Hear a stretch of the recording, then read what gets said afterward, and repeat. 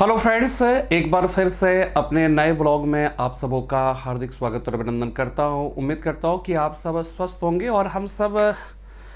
जो एक प्रकार से जो स्टूडेंट्स को लगातार गाइड करते हैं, मार्गदर्शन करते हैं, उन सब की सारी हमें लगता है पूरे शिक्षक समुदाय की यही ख्वाहिश रहती होगी कि उसके जो भी शिष्य हैं वो शिष्य हमेशा सुखी रहे, हमेशा जो है अपने लक्ष्य के प्रति उनका जो डेडिकेशन है वो बना रहे, अपने लक्ष्य को बहुत ही आसानी से प्राप्त कर सके। इस बात की हमेशा से पूरे शिक्षक समुदाय की यह कामना रहती है अपने अपने शिष्यों के लिए। तो मैं भी ऐसे ही कामना करता हूं और आज का दिन संडे का दिन था और देखिए मैं कोशिश करूंगा कि वास्तव में जो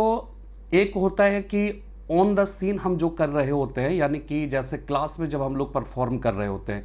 तो उस समय जो कुछ भी हम सब कह सकते हैं कि जो भी कंटेंट्स वगैरह सब जो भी हमारे मन मस्तिष्क में रहता है उसके बारे में हम क्या करते हैं कि वो क्लास में जिस तरह का भी टॉपिक होता है उस टॉपिक के हिसाब से हम सब क्या करते हैं, डिलीवर करते हैं।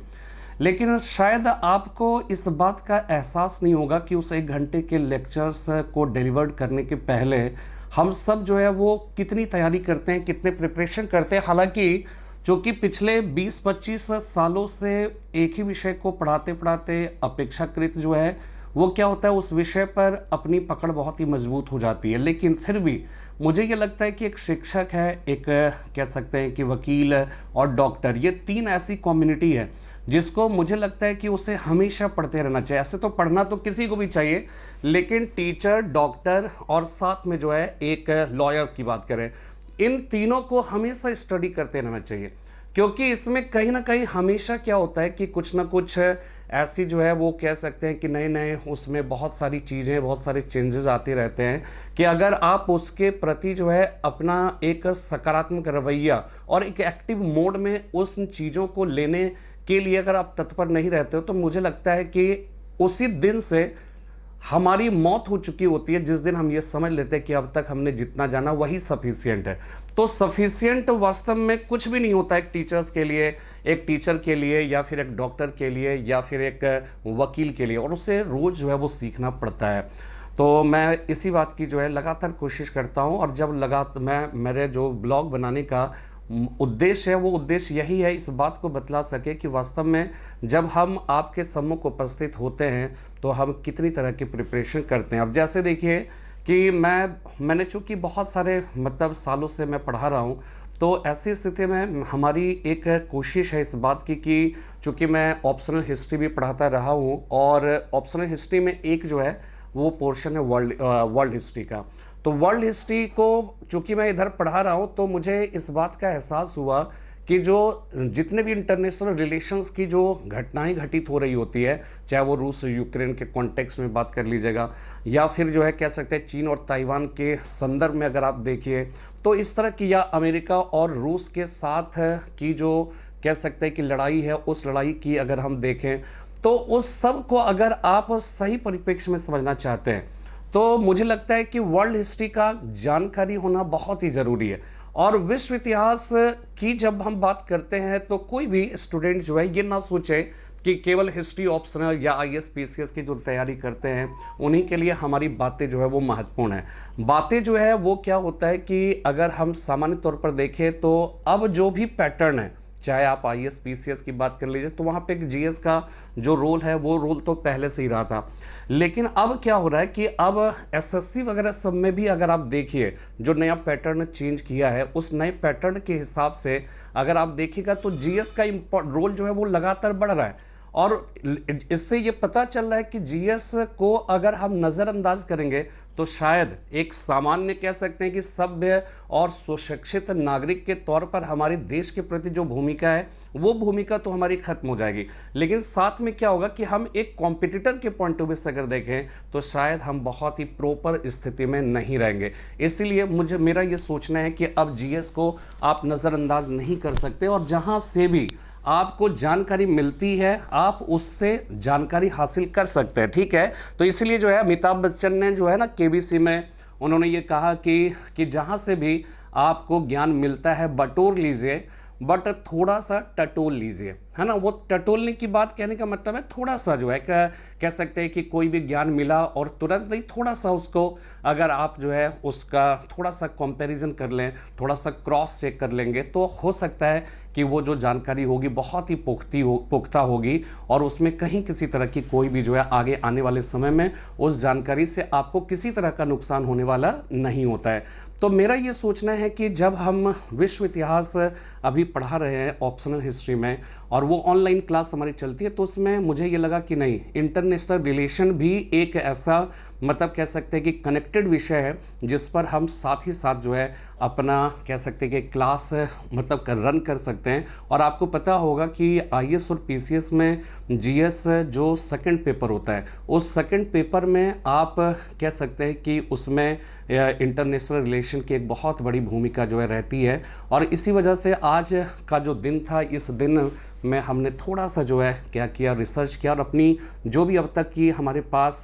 जो लाइब्रेरी है, देखिए मेरे पास जो सोर्सेस होते हैं ना, वो सोर्सेस होते हैं कि पिछले कई सालों से हमने बहुत सारी जो है कह सकते हैं कि बुक फेयर्स वगैरह सब में, या फिर जो किताब की पुस्तकों की जो दुकानें होती हैं, या फिर जहाँ भी जाते हैं, तो हमारी कोशिश होती है कि उस शहर की कोई भी अगर कह सकते हैं कि लाइब्रेरी है या फिर कोई पुस्तकालय है जहाँ से, या फिर किसी किताब की कोई फेमस दुकान है, तो वहाँ पे जाके थोड़ा सा मैं सर्च करता हूँ कि कुछ नई किताबें, कुछ नई जानकारी वाली जो है किताबें हमें मिल जाए। और इस क्रम में पिछले 15-20 सालों से जो मैंने किताबें खरीदी है, उस किताब का एक प्रकार से आप समझ जाइए कि उसकी बहुत सारी जो है कलेक्शन, बहुत सारे कलेक्शन है। तो उसी कलेक्शन में आज हमने जो इंटरनेशनल रिलेशंस पर से संबंधित जो अब तक की हमारी किताबें थी, उन किताबों को हमने क्या किया,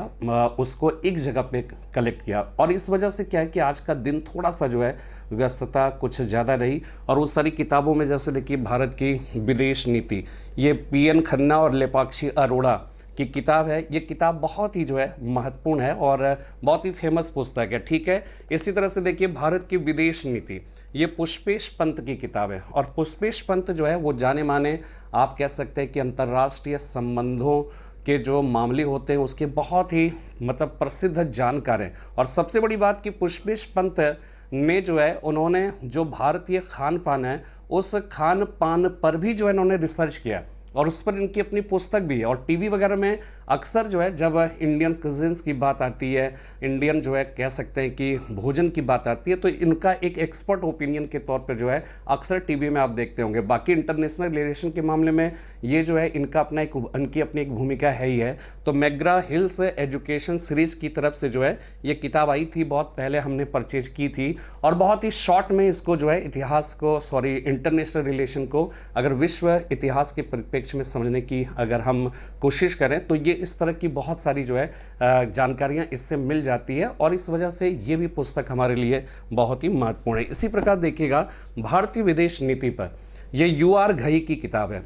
ये यूआर घई की जो किताब है, इस किताब में बहुत सारी बातें बहुत ही डिटेल में, चूंकि पुस्तक की वॉल्यूम ही देखकर आप समझ सकते हैं कि ये बहुत ही डिटेल में। तो कोई चीज़ जैसे पुष्पेश पंत की जो किताब है, ये किताब जो है अपेक्षाकृत क्या है, पतली है, और ये क्या है, मोटी है। तो होता क्या है कि हम सब जो है, जो भी टीचर और स्टूडेंट की भी मैं बात करूं, कि पहले क्या होता है कि किसी चीज़ को अगर हम कह सकते हैं कि उसको बृहद परिप्रेक्ष्य में बहुत ही विस्तार से हम पहले समझ लें, तो उसको ब्रीफ करना जो है वो क्या हो जाता है, सरल हो जाता है। लेकिन अगर आप शुरू से ही ब्रीफ में अगर आप पढ़ेंगे, तो फिर विस्तार से आपको कोई चीज़, उसके जो बैकग्राउंड्स होते हैं वो सब आपको समझ में नहीं आता है। और स्टूडेंट को एक मेरे हिसाब से लगता है कि उनको किताब पढ़ने की आदत होनी चाहिए। और सामान्य तौर पे क्या होता है कि किताबें जो पढ़ने की जब हम लोग बात करते हैं, तो उन लोगों का जो एटीट्यूड या दृष्टिकोण जो होता है वो होता है कि पॉइंट वाइज पढ़े, जल्दी जल्दी फटाफट जो है चीज़ों का, तथ्यों की जानकारी हो जाए। तो देखिए तथ्यों का संकलन से जो हम कहते हैं कि वो जो एक ज्ञान का भंडार जो रेडी होता है, वो एग्जैक्टली अगर देखा जाए तो वो ज्ञान हो सकता है, बट उससे आपकी जो बुद्धि, आपकी जो प्रज्ञा है, वो वास्तव में विकसित नहीं हो सकता है। तो ऐसी स्थिति में क्या होना चाहिए कि ये जो है जैसे भारतीय विदेश नीति या कुछ भी जब भी आप पढ़ते हैं, थोड़ा सा वक्त तो लगेगा, लेकिन विस्तार से अगर आप पढ़ेंगे तो आपका कॉन्सेप्ट जो है बहुत ही क्रिस्टल क्लियर होते हैं, ठीक है। तो इसलिए यूआर घई की ये किताब बहुत ही मतलब बेहतरीन किताब है। और न्यू एकेडमिक व पब्लिशिंग कंपनी जो है जालंधर की है, ठीक है ना। तो ये भी पुस्तक का मैं जो है एक रेफरेंस बुक के रूप में जो है इसका इस्तेमाल करता हूँ। इस पर देखिए स्वतंत्र भारत की विदेश नीति, ये अपेक्षाकृत एक मतलब नई किताब है, बीपी दत्त, और इसका अनुवाद जो है नरेंद्र तोमर जी ने किया है। और ये एनबीटी की पुस्तक, और एनबीटी की पुस्तक जो होती है ना, नेशनल बुक जो है ट्रस्ट जो होता है इंडिया, ये वास्तव में बहुत ही ऑथेंटिक पुस्तक होती है। और ये सरकार के मतलब कह सकते हैं कि जो है पब्लिशिंग कंपनी होती है, और इससे जो कह सकते हैं कि पब्लिश जो बुक्स होते हैं वो अपने आप में बहुत ही महत्वपूर्ण होती है। तो ये पुस्तक भी शॉर्ट में बहुत कह सकते हैं मनमोहन सिंह जी के समय में, या फिर कह सकते हैं कि नरसिंहा राव जी के समय में, इंद्र कुमार गुजराल जी के समय में, अटल बिहारी वाजपेयी जी के समय में, ठीक है। तो क्या मतलब किस प्रकार की विदेश नीति रही, अगर हम इसको सही परिप्रेक्ष्य में समझें तो वर्तमान जो सरकार है उस सरकार की जो विदेश नीति, जो फॉरेन पॉलिसी है, उस फॉरेन पॉलिसी को हम किस तरह से जो है उसका कह सकते हैं कि हम उनको उसका बेहतर मूल्यांकन कर सकते हैं कि किस तरह से बदलाव आ रहा है ना, किस तरह के कौन कौन से चेंजेस आ रहे हैं वर्तमान सरकार के सम्मुख जो है, या उनके समय की जो विदेश नीति है, पहले के सरकार की विदेश नीति जो है वो कैसी थी, है ना। तो अगर आप इसको बेहतर तरीके से इसका मूल्यांकन करना चाहते हैं तो आपको निश्चित रूप से सबका जो है वो आपको स्टडी करना पड़ेगा। लेकिन एक किताब जो है जो हमारे पास बहुत ही, मुझे लगता है कि ये बहुत ही बेहतरीन कलेक्शन हमारी पुस्तकों की जो श्रृंखला है उसकी बात करें तो देखिए बिमल प्रसाद जी ने, इन्होंने भारत की विदेश नीति का उद्गम, तो ये विदेश नीति का उद्गम यानी कि अगर हम भारत की जो विदेश नीति है उस विदेश नीति के मूल को हम पकड़ना चाहते हैं, उसके रूट को समझना चाहते हैं, तो ये पुस्तक बहुत ही अच्छी किताब है। और सामान्य तौर पे ये मिल नहीं पाती है। ग्रंथ शिल्पी प्राइवेट लिमिटेड की जो है दरियागंज नई दिल्ली का पब्लिकेशन है, और ये बहुत ही शानदार किताब है। और मुझे लगता है कि इसका मतलब अगर हम भारत की विदेश नीति की अगर हम पृष्ठभूमि को अगर बेहतर तरीके से समझना चाहें तो ये पुस्तक जो है बहुत ही इंपॉर्टेंट रोल अदा करती है, ठीक है। इसीलिए ये ध्यान रखना है कि जब हम कोई भी बात करते हैं, जैसे देखिए ये है भारत भूटान संबंध, अब भारत भूटान संबंध पर ही एक पूरी किताब है। अब पूरी किताब है तो अब जाहिर सी बात है कि भाई आपके लिए ये पूरी किताब तो आपके लिए बहुत महत्वपूर्ण तो होगी नहीं, है ना। तो इसमें क्या होता है, और ना ही आपको ये समझ में आती है, सामान्य तौर पे लड़कों को या बच्चों को ये समझ में नहीं आ पाता कि इसमें हम क्या लें। अगर इस मोटी किताब को मैं आपको दे भी दूं तो शायद आपको बड़ा मुश्किल लगेगा समझना कि वास्तव में ये हमारे लिए इसके अंदर की ज़रूरी चीज़ें क्या है। तो ये सब हम लोग पढ़ते हैं, और पढ़ते हैं चूँकि हमें बहुत ही बृहद कॉन्सेप्ट के साथ अपने क्लास में जाना होता है। तो ऐसी स्थिति में क्या होता है कि ये इस तरह की जो किताबें होती है उसको अगर हम पढ़ते हैं तो हमारा एक कॉन्सेप्ट जो है, खुद का कॉन्सेप्ट बहुत ही विकसित होता है, और फिर जो है ये सारी किताबों का एक जो निचोड़ होता है वो निचोड़ मैं आपके सम्मुख रखता हूँ और आपके लिए बहुत ही मतलब उपयोगी बना देता हूँ। इतनी सारी किताबों का क्या होता है कि एक जो निचोड़ आपके पास, देखिए चूँकि विषय आपको बहुत सारे पढ़ने हैं और बहुत सारे विषय पढ़ने, देखिए एक IAS की तैयारी करने वाला जो एक स्टूडेंट होता है उस स्टूडेंट को सारे विषय पढ़ने होते हैं, यानी अकेला एक व्यक्ति को सारे विषय को संभालना है। लेकिन उसे पढ़ाने वाले जो टीचर्स होते हैं वो कई होते हैं, तो कई टीचर्स होते हैं, और इसी वजह, और चूंकि आपको अकेले सारे विषय को पढ़ना होता है तो सारे विषय पर इतनी सारे रिसर्च कर पाना आपके लिए पॉसिबल नहीं होता है। तो इसलिए टीचर्स की जिम्मेदारी बन जाती है कि वो जो भी विषय पढ़े अपने स्टूडेंट्स को जो है बहुत ही विस्तार से उसको सही परिप्रेक्ष्य में सही कॉन्सेप्ट के साथ वो दे। हालांकि बहुत सारी जो है कह सकते हैं कि मजबूरियां भी रहती है डे टू डे लाइफ में, तो बहुत ज़्यादा कह सकते हैं कि कभी कभार वक्त जो है कुछ शॉर्टेजेस पड़ जाते हैं उसकी, और उस वजह से क्या होता है कि कुछ दिक्कतें आती है। फिर भी मैं जो है कोशिश करूँगा कि आपको जो है इस तरह की चीज़ों की मैं आपको जानकारी दे सकूँ, ठीक है। इसके बाद देखिए नेक्स्ट जो है ये भारत पाक संबंध पर है, ठीक है। भारत पाक संबंध पर ये जो पुस्तक है ये भारत पाक संबंध की किताब है, इस पर एक्सक्लूसिवली अलग किताब है, और जैन दीक्षित साहब जी ने इनको लिखा था, और ये भी बहुत ही इंपॉर्टेंट पुस्तक है। इस पुस्तक को हम देखें और वास्तव में ये जो है विदेशी मामलों के ये मतलब जो है जानकार ही थे, ठीक है ना। तो इसलिए इनकी जो पुस्तक है ये पुस्तक भी हमने रेफरेंस के तौर पे लिया है। और जैन दीक्षित की एक और किताब है भारत की विदेश नीति, ठीक है। तो इस तरह से ये सारी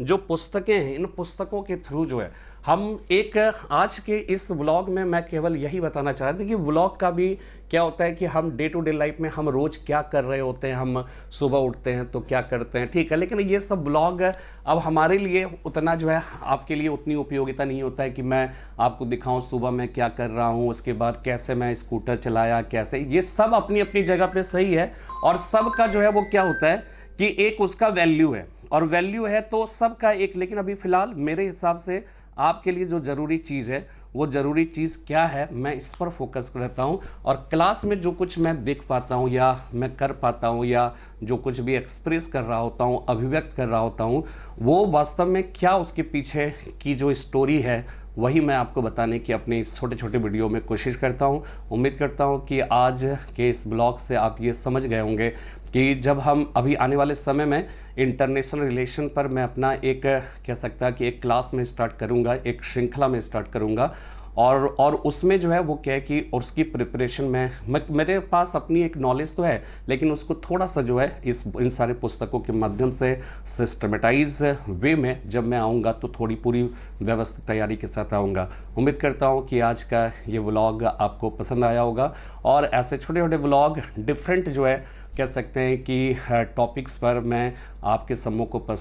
लेकर उपस्थित होता रहूँगा। फिलहाल आज विदा लेता हूँ, फिर मैं एक नए व्लॉग के साथ जल्द ही उपस्थित होऊंगा। तब तक के लिए जय हिंद, जय भारत।